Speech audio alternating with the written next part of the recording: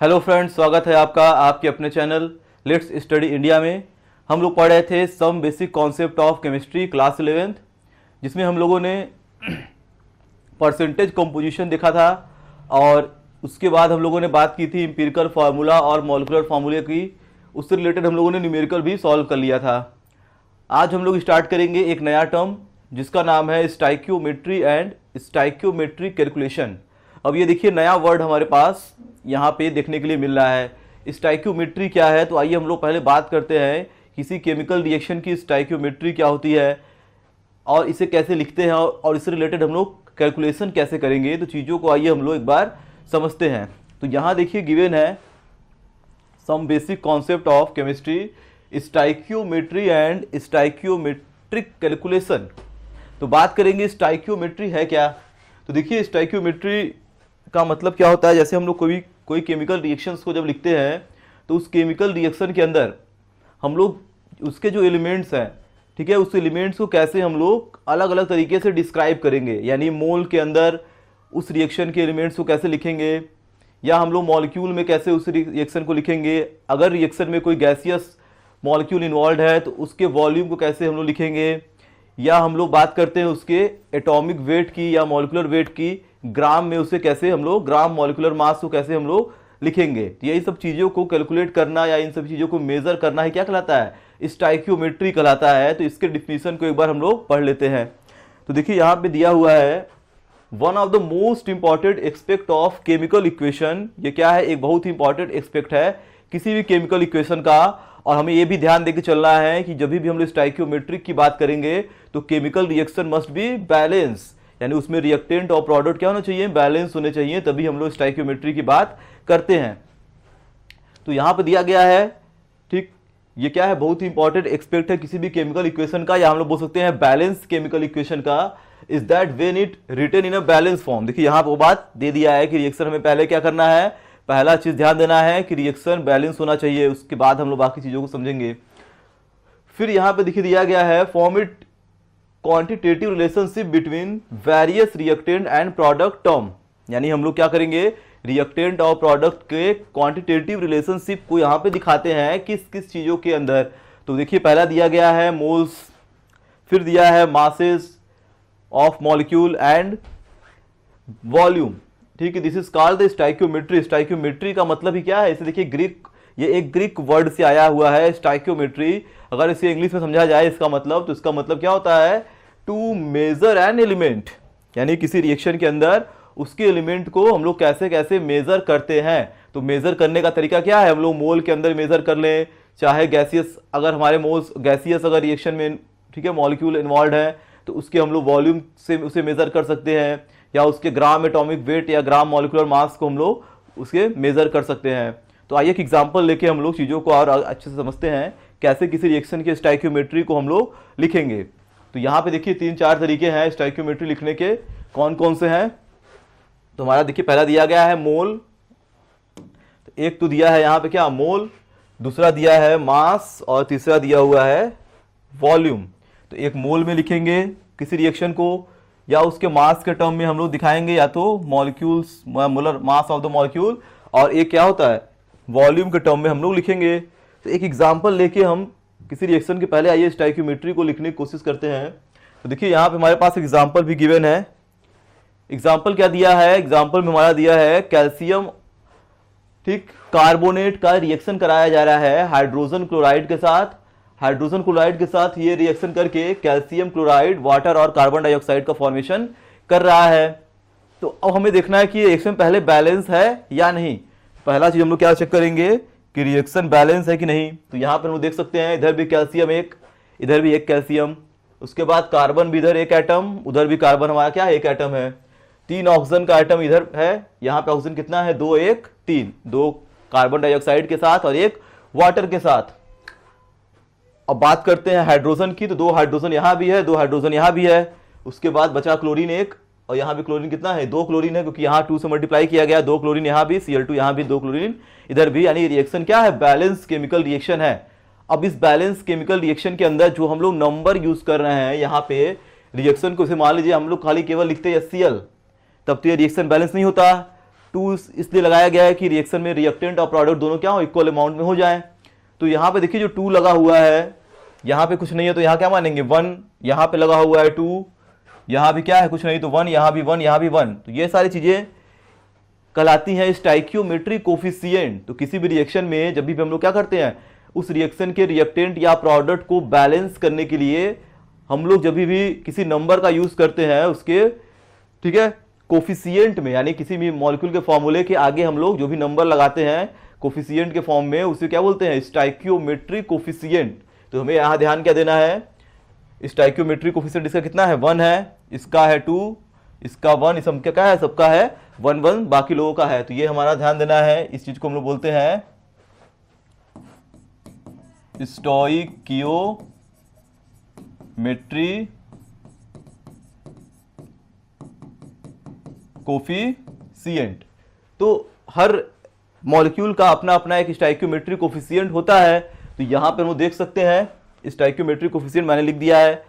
अब हम लोग देखिए इस रिएक्शन के स्टाइकियोमेट्री को कैसे लिखेंगे, तो आइए बात करते हैं स्टाइकियोमेट्री कैसे लिखते हैं रिएक्शन के लिए। तो देखिए यहाँ पे दिया गया है कैल्शियम कार्बोनेट। तो कैल्शियम कार्बोनेट को अगर हम लोग क्या करेंगे, इस रिएक्शन में मोल के फॉर्म में लिखेंगे। तो यहाँ पे हम लोग देख सकते हैं, तो मैं पहला स्टाइकियोमेट्री लिखने जा रहा हूँ मोल के टर्म में। तो मैं यहाँ लिख दे रहा हूँ, इधर पहला हम लोग क्या कर रहे हैं, मोल के फॉर्म में लिखने जा रहे हैं।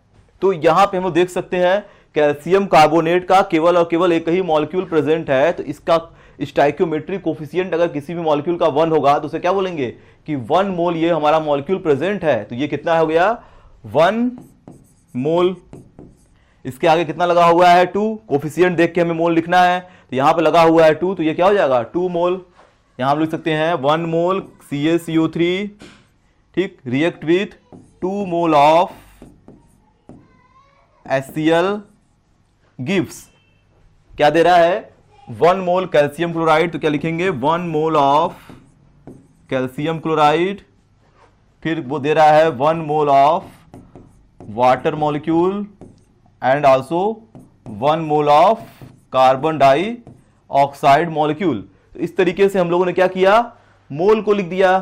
अब हमें इसी स्टाइकियोमेट्री को क्या करना है, ग्राम में लिखना है। अगर यहां मैं लिख दे रहा हूं, ये क्या मैंने लिखा है मोल के अंदर, ये सारी की सारी स्टाइकियोमेट्री किसमें है, मोल्स में।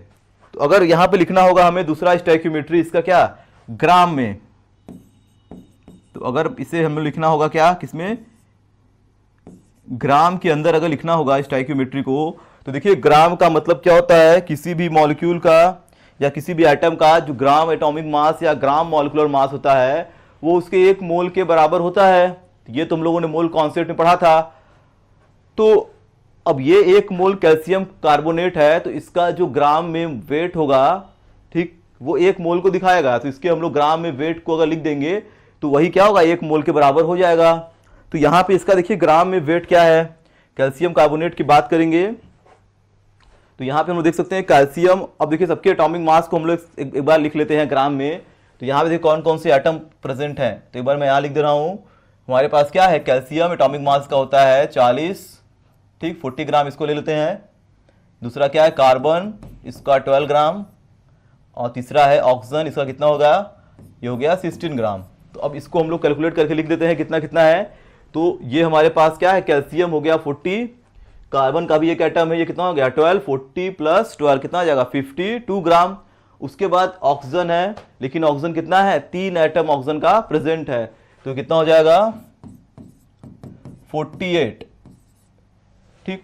तो 48 ग्राम टोटल ऑक्सीजन हो गया। और ये दोनों मिलकर कितने हो गए थे, ये दोनों मिलके हो गए थे 40 प्लस 12 कितना हो जाएगा 52। तो टोटल निकाला जाए तो कितना हो जाएगा, ये हो जाएगा 100 ग्राम। तो हमारे पास जो कैल्शियम कार्बोनेट का ग्राम में जो वेट आ गया वो कितना आ गया 100 ग्राम। यानी 100 ग्राम का मतलब क्या है, 1 मोल कैल्शियम कार्बोनेट है। उसके बाद HCl की बात करेंगे। तो HCl देखिए कितना है, 2 एटम प्रेजेंट है इसका, सॉरी 2 मॉलिक्यूल यहाँ टोटल प्रेजेंट है HCl का। तो हाइड्रोजन का एटॉमिक वेट होगा 1 ग्राम और क्लोरीन का कितना होता है 35.5 ग्राम। क्लोरीन कितना है 35.5 ग्राम। तो ये टोटल हमारा हो जाएगा 36.5 ग्राम। लेकिन कितने मॉलिक्यूल हैं, दो दो मॉलिक्यूल प्रेजेंट है इसके, तो इसका मैं मल्टीप्लाई कर दे रहा हूं। ये कितना हो जाएगा 2 5 जा हो गया 10, कैरी 1, ठीक, 2 6 जा 12 और 1 ऐड कर देंगे कितना हो जाएगा 13, कैरी फिर 1 बचा, ठीक है, आ जाएगा कितना 73 ग्राम। ये टोटल आ गया हमारा HCl, टोटल HCl आ गया 73 ग्राम। तो 73 ग्राम HCl का मतलब कितना है, 2 मोल ऑफ HCl है। तो ये हम लोगों ने निकाल दिया इसका ग्राम में स्टाइक्योमेट्री। उसके बाद देखिए कैल्शियम क्लोराइड की बात करेंगे, तो कैल्शियम के लिए फिर आते हैं हम लोग, एक बार कैलकुलेशन और कर लेते हैं। तो कैल्शियम का एटॉमिक वेट कितना है 40, और क्लोरीन कितना हो गया, क्लोरीन हमारे पास कितना है 2 है, और एक क्लोरीन का एटॉमिक वेट कितना है 35.5। तो 35.5 का मल्टीप्लाई करेंगे 2 से, तो ये हो जाएगा हमारा टोटल, ठीक है, 35 2 जा हो गया 70 और 0.5 लगा हुआ है दोनों में, तो ये कितना हो जाएगा 71। तो 71 इसमें क्या करते हैं हम लोग ऐड कर देंगे, तो ये आ गया हमारा 0 + 1, ये आ गया हमारा 1, ठीक, ये आ जाएगा 80, सॉरी आ गया हमारा 1 और हो गया 7 और 4, ठीक है 11, तो ये आ गया हमारा 111 ग्राम, यानी 111 ग्राम ये आ गया हमारे पास।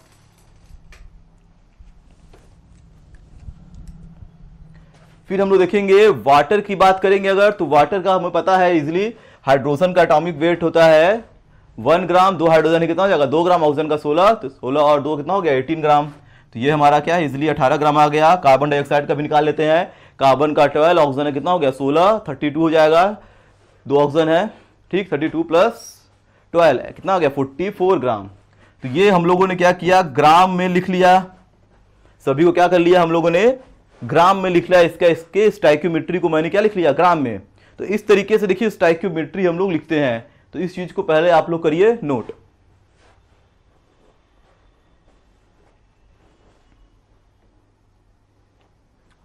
तो ये तो हमारा बन गया स्टाइक्योमेट्री लिखने का तरीका। तो अब देखिए और भी चीजें हैं हम लोग एक और, लेकिन उसकी जरूरत उतनी पड़ती नहीं है, मैं केवल बता दे रहा हूं।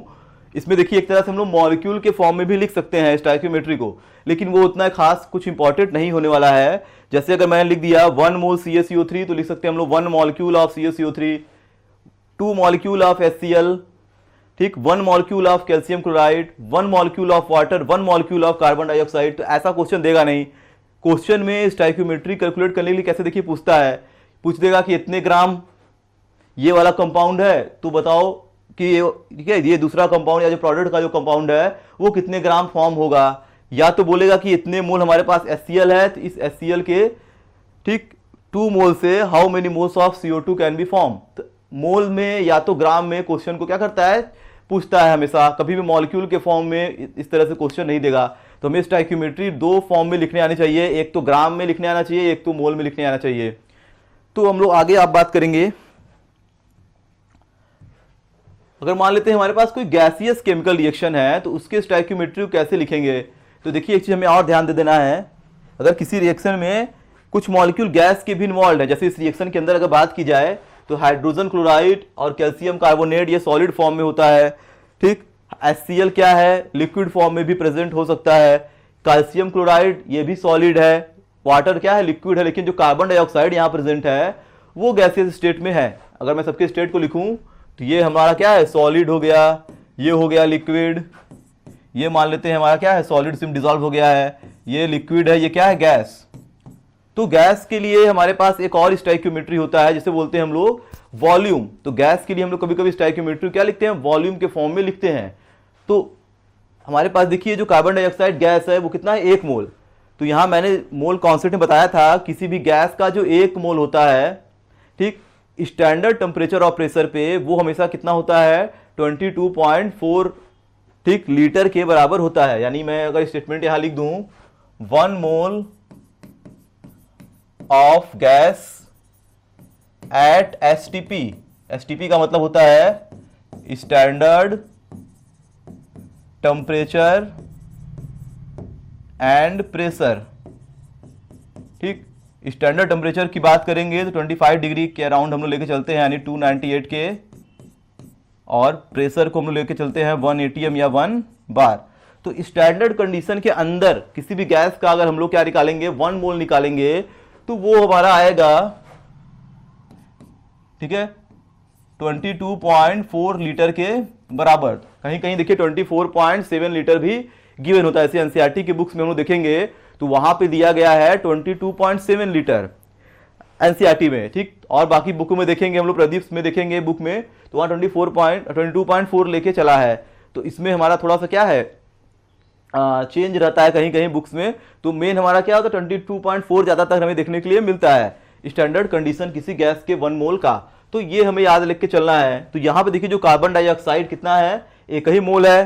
तो अगर पूछा जाएगा कि कितने लीटर के बराबर है, अगर मैंने यहाँ पे इसका मोल लिखा तो हमको पता था कि ये तो 1 मोल है और वेट इसका कितना होगा, तो इसका जो वेट हो गया वो हमारा कितना आ रहा था, 44 ग्राम आ रहा था। लेकिन इसका वॉल्यूम अगर लिखेंगे तो कितना आएगा, 22.4 लीटर के बराबर आएगा। यानी इसके स्टोइकियोमेट्री को हम लोग 3 तरीके से लिख सकते हैं अगर ये गैसियस फॉर्म में होगा तो।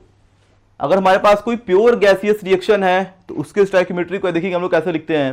तो अगर मैं बात करूं किसी प्योर गैसियस रिएक्शन की, प्योर का मतलब ये होता है कि उसमें रिएक्टेंट भी गैस के फॉर्म में हो और प्रोडक्ट भी क्या हो, गैसियस फॉर्म में ही प्रेजेंट हो। जैसे हमारे पास कोई ऐसा रिएक्शन ले लिया जाए, जैसे हम लोग सिंपल सा एक रिएक्शन ले लेते हैं जिसमें सारे के सारे मॉलिक्यूल क्या है, गैसियस फॉर्म में इन्वॉल्व हैं। जैसे हमारे पास क्या है, नाइट्रोजन गैस है, इसका रिएक्शन हमने करा दिया हाइड्रोजन गैस के 3 मॉलिक्यूल के साथ, और ये क्या बना लेता है, 2 मॉलिक्यूल बनाता है अमोनिया गैस का। तो ये पूरा का पूरा एक गैसियस रिएक्शन है जिसमें क्या है, रिएक्टेंट भी गैस है, प्रोडक्ट भी क्या है, गैसियस फॉर्म में एग्जिस्ट कर रहा है। तो अगर इसका देखा जाए स्टोइकियोमेट्री, तो अगर मैं इसका पहले मोल लिखूं तो यहां पे अगर पहले मैं मोल लिखूं तो कितना है, 1 मोल ऑफ नाइट्रोजन मॉलिक्यूल, ये कितना है, 3 मोल ऑफ हाइड्रोजन मॉलिक्यूल, और ये इससे क्या बनेगा, 2 मोल बनेगा अमोनिया का मॉलिक्यूल। ये तो हमारा मोल हो गया।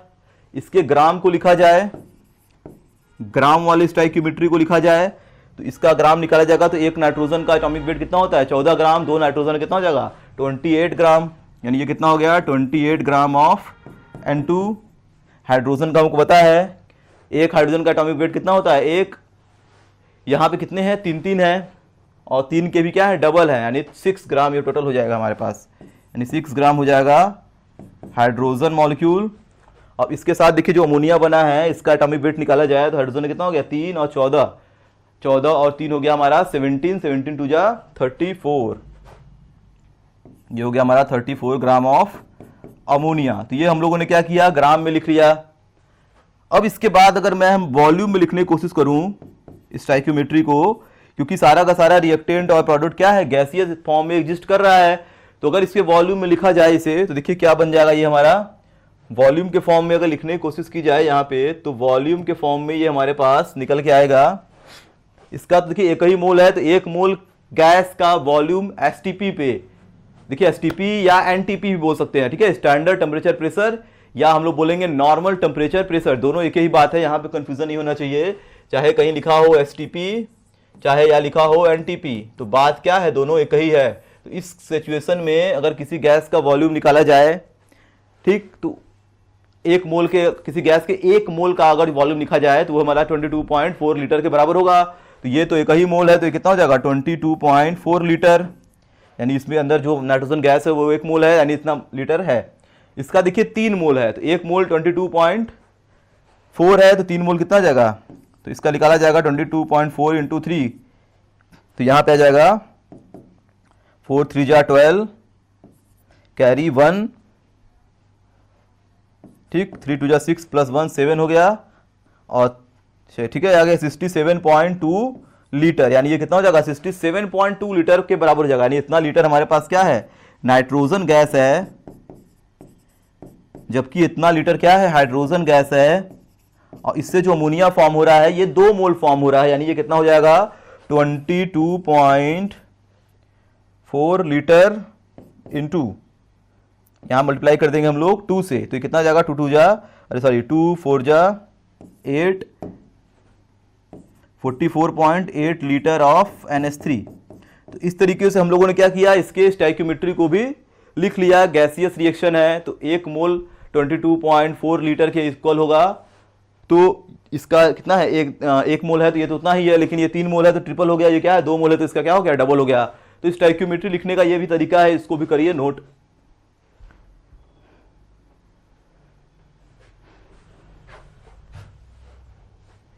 आइए हम लोग बात करते हैं कुछ न्यूमेरिकल्स की। तो देखिए यहाँ पे क्वेश्चन भी गिवन है हमारे पास, calculate the amount of water.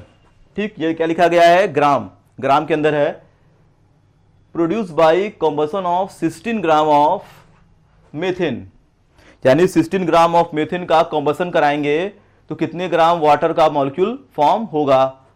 तो पहले हम लोग क्या करेंगे, रिएक्शन लिखेंगे और बैलेंस रिएक्शन लिखेंगे। तो आइए हम लोग पहले रिएक्शन लिखते हैं इस क्वेश्चन के अंदर। यहां पे देखिए दिया गया है amount of water produced by combustion of 16 gram of methane.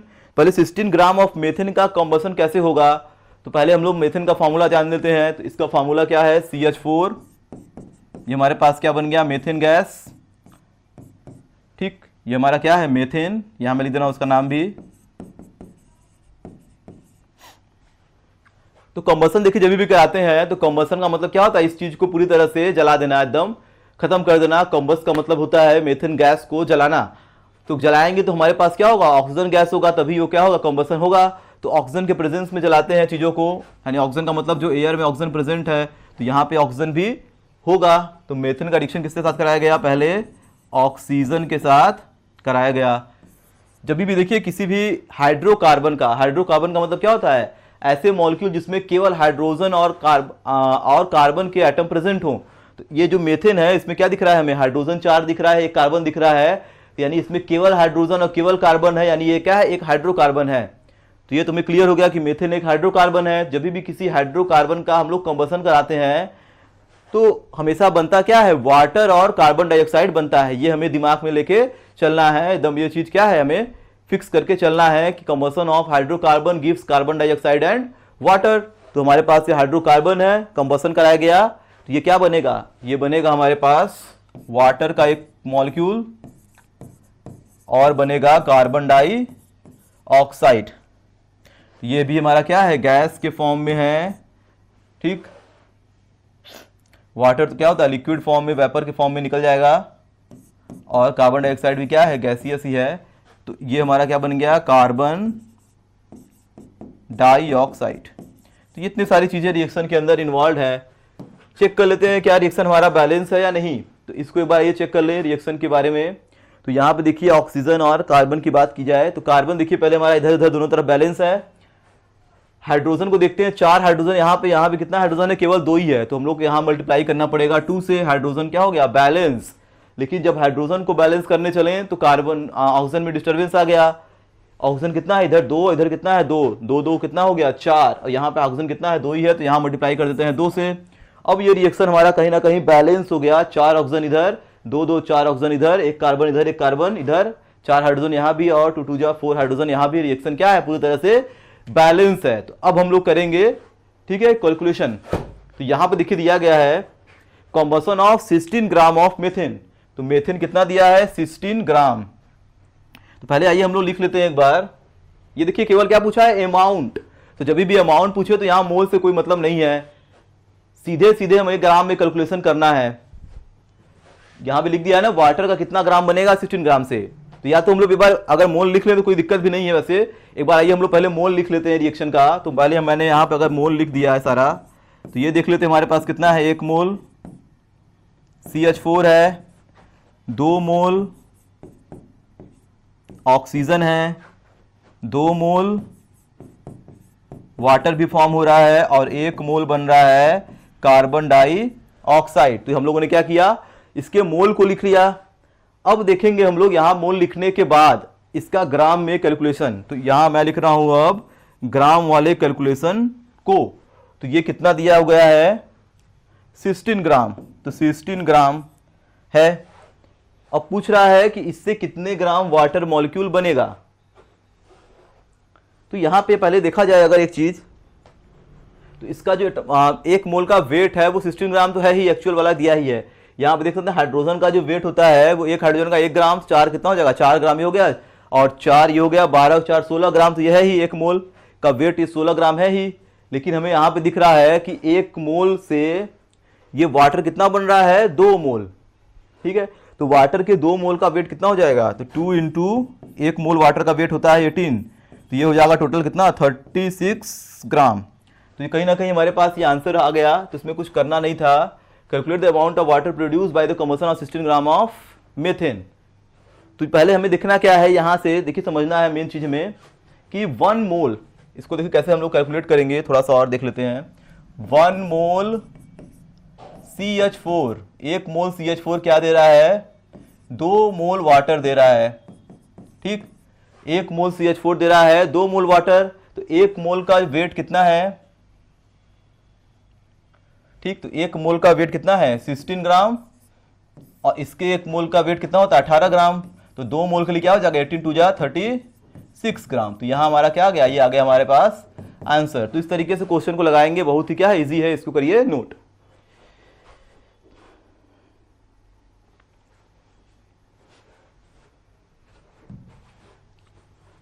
आइए कुछ और न्यूमेरिकल्स की बात करते हैं हम लोग। नेक्स्ट यहां पे देखिए एक और क्वेश्चन गिवन है, how many moles of methane required to produce 22 gram of 22 gram, ठीक है, CO2, और किसमें निकालना है ग्राम में। ठीक है, CO2 क्या है, ग्राम का मतलब ये है CO2G लिखा है, इसका मतलब क्या है CO2 गैस के फॉर्म में है आफ्टर कंबसन। यहां पे देखिए रिएक्शन हमारा वही है जो क्वेश्चन इसके पहले वाला था। देखिए दिया क्या है, how many moles of methane required to produce. अब यहां पे क्वेश्चन उल्टा कर दिया है, ये पूछ रहा है कि मेथेन के, हम लोग को पता है कि मेथेन का कंबसन कराते हैं ऑक्सीजन के प्रेजेंस में तो CO2 और H2O मिलता है। तो ये पूछ रहा है कि अगर हमारे पास जो रिएक्शन है उसमें 22 ग्राम CO2 निकल रहा है, तो बताइए मेथेन कितना ग्राम होगा। रिएक्शन लिखते हैं हम लोग पहले। ये देखिए CH4 plus O2 gives 2H2O plus CO2, इसको हम लोगों ने बैलेंस किया था, ये हमारा रिएक्शन बैलेंस, यही रिएक्शन था। अब क्वेश्चन देखिए पूछा है कि जो CO2 है वो कितना दिया है 22 ग्राम, 22 ग्राम CO2 है, तब ये मेथेन कितने ग्राम फॉर्म होगा। तो पहले हम लोग आइए इसके मोल और ग्राम को लिख लेते हैं एक बार। तो इसका देखिए अगर मैं मोल यहां पे लिख लूं इस रिएक्शन का, तो हमें पता है क्या है 1 मोल CO2 से, देखिए हमको कैलकुलेशन इसके बीच में करना है, हमको उसी से मतलब है, बाकी चीजों को हम लोग नहीं लिखेंगे। हमें मेथेन और बात क्या किसका करना है, कार्बन डाइऑक्साइड का और मेथेन का। तो हमें बात किसका करना है CO2 का, सॉरी CH4 और CO2 का। तो हमें जो स्टोइकियोमेट्री लिखना है मोल में या ग्राम में, हम लोग किसका लिखेंगे, केवल CO2 और मेथेन का लिखेंगे, और बाकी लोगों से कोई लेना देना नहीं है हमें। तो इसका मोल कितना है 1 है, और इसका ग्राम कितना आया था, इसका जो ग्राम आया था वो आया था 16 ग्राम। ठीक, 1 मोल 16 ग्राम के बराबर है। इसका अगर हम लोग लिख लिया जाए, यहां पे हटा देता हूं मैं, ये तो क्वेश्चन में था, इसका कितना है, इसका भी कितना है 1 मोल, और इसके 1 मोल का वेट कितना होता है 44 ग्राम। अब देखिए क्वेश्चन यहां है क्या कि 1 मोल मेथेन से 1 मोल CO2 बनता है, 1 मोल मेथेन से 1 मोल CO2 बनता है। यहां मैं क्वेश्चन लगाना हूं, तो यहां पे देखिए ध्यान देना है हमें, यानी 16 gram of CH4 gives 44 gram CO2। ठीक, अब ये पूछ रहा है अगर 22 ग्राम CO2 होगा तो कितने ग्राम मेथेन रहेगा पहले, अगर 22 केवल 22, अभी यहाँ पे हमें पता है कि 1 मोल मेथेन से 44 ग्राम CO2 प्रोड्यूस हो रहा है, तो अगर ये बोल रहा है केवल CO2 अगर 22 ग्राम ही प्रोड्यूस हो तब वो कितना मोल हो सकता है मेथेन हमारा। तो यहाँ पे हमें ध्यान क्या देना है, इसे मैं उल्टा भी लिख सकता हूँ रिएक्शन को थोड़ा सा। यहाँ पे क्या लिखेंगे हम लोग 44 ग्राम CO2, ठीक, 16 ग्राम मेथेन से प्रोड्यूस हो रहा है। ठीक, तो पहले हम लोग क्या कैलकुलेशन करेंगे, 1 ग्राम का कैलकुलेशन थोड़ा सा कर लेते हैं। आइए, तो पहले हम लोग लिखेंगे 1 ग्राम CO2 कितना प्रोड्यूस करेगा मेथेन, तो 1 ग्राम CO2 प्रोड्यूस करेगा 16/44 ग्राम CH4। अब सिंपल हो गया कहानी हमारा, तो 22 ग्राम CO2 कितना करेगा, तो हमें सिंपल क्या करना है 22 से मल्टीप्लाई कर देना है। तो 22 ग्राम CO2 कितना मेथेन प्रोड्यूस कर रहा है, मतलब 22 ग्राम CO2 से, ठीक है, प्रोड्यूस हो रहा है कितने ग्राम मेथेन से, ये चीज हमें समझना है। तो यहाँ पे 22 ग्राम जो CO2 प्रोड्यूस होगा वो कितने ग्राम मेथेन से प्रोड्यूस होगा, तो 16/44 इंटू 22 ग्राम ऑफ CH4। तो 22 से 44 कैंसिल कितना आ गया 2, ठीक है, 2 टाइम्स में, और ये हमारा कैंसिल हो जाएगा कितना 2 8 जा 16 कितना आ गया 8। तो हमारे पास आंसर क्या आ गया 22 ग्राम CO2 produces from 8 gram of मेथिन। तो ये हमारा आ गया आंसर। लेकिन क्वेश्चन में क्या पूछा है मोल्स, और हमें ये भी ध्यान देके क्या चलना है मोल्स क्वेश्चन में गिवन है। हमें पता चलेगा कि 22 ग्राम CO2 से 8 ग्राम CH4 बन रहा है। तो अब हमें ध्यान एक चीज और देना है कि 1 मोल मेथिन का वेट कितना है 16 ग्राम। 1 मोल मेथिन 16 ग्राम का है, तो 8 ग्राम मेथिन का मतलब क्या है, अपने से अगर दिमाग लगाएं तो ये तो हाफ मोल हो जाएगा। यहाँ पे एक कैलकुलेशन में और करना है, तो हमें पता चल गया कि 8 ग्राम CH4 है। और हमें एक चीज और पता है कि 1 मोल CH4 इक्वल टू 16 ग्राम। ठीक, या ऐसे हम लिख सकते हैं 16 ग्राम ऑफ CH4 का मतलब क्या है 1 मोल है। ठीक, तो 1 ग्राम CH4 का मतलब 1 ग्राम CH4 का मतलब क्या हो जाएगा 1/16 मोल। तो हमें क्या निकालना है 8 ग्राम CH4 का मतलब 8/16 मोल। 8/16 का मतलब कितना हो जाएगा 1/2, 1/2 का मतलब 0.5 मोल। अब ये हमारे पास निकल गया हमारा मेन आंसर। ये हमारा क्या है, यही हमारे पास मेन आंसर है। इस क्वेश्चन का एक बार हम लोग समझ लेते हैं थोड़ा सा और। ठीक, यही क्वेश्चन हमारे पास है, इसका आंसर भी आ चुका है। इसको एक बार आइए और समझते हैं अच्छे से। यहां पे दिया गया है कि how many moles of methane required to produce 22 gram of CO2। 22 gram of CO2 अगर प्रोड्यूस हो रहा है तो कितना मोल मेथिन खर्च होगा। तो पहले हम लोगों ने क्या किया, रिएक्शन लिख लिया। रिएक्शन लिखने के बाद हम लोगों ने क्या किया, मोल लिख लिया, उसका ग्राम लिख लिया। तो 1 मोल में 1 मोल CO2 निकलता है, 16 ग्राम से 44 ग्राम CO2 निकलता है। पहले हम लोगों ने क्या किया, ग्राम में कैलकुलेशन किया। ठीक, तो क्या हम लोग यहां देखा 16 ग्राम मेथिन से 44 ग्राम CO2, या लिखेंगे 44 ग्राम CO2 produces from 16 gram of मेथिन। तो 1 ग्राम CO2 प्रोड्यूस करने के लिए कितना ग्राम मेथिन चाहिए 16/44। 22 ग्राम CO2 के लिए कितना चाहिए 8 ग्राम मेथिन। अब 8 ग्राम मेथिन कितने मोल के बराबर है यही हमें निकालना है। ठीक है, क्योंकि CO2 22 ग्राम प्रोड्यूस हो रहा है, तो उसके लिए कितना मोल मेथिन चाहिए। तो हमें पता चल गया कि 22 ग्राम CO2 produces from 8 gram of CH4। तो अब यहाँ पे मेन कैलकुलेशन यहाँ पे ध्यान देना है हमें। तो 16 ग्राम CH4 का मतलब 1 मोल है, तो 1 ग्राम CH4 का मतलब 1/16 मोल होगा, नीचे भेज देना है। तो 8 ग्राम CH4, ठीक, 8 ग्राम CH4 का मतलब क्या है 8/16 0.5 मोल, यानी हाफ मोल अगर मैंने CH4 लिया तो 22 gram of मेथिन carbon dioxide produce हो जाएगा। तो इस चीज को भी करिए नोट।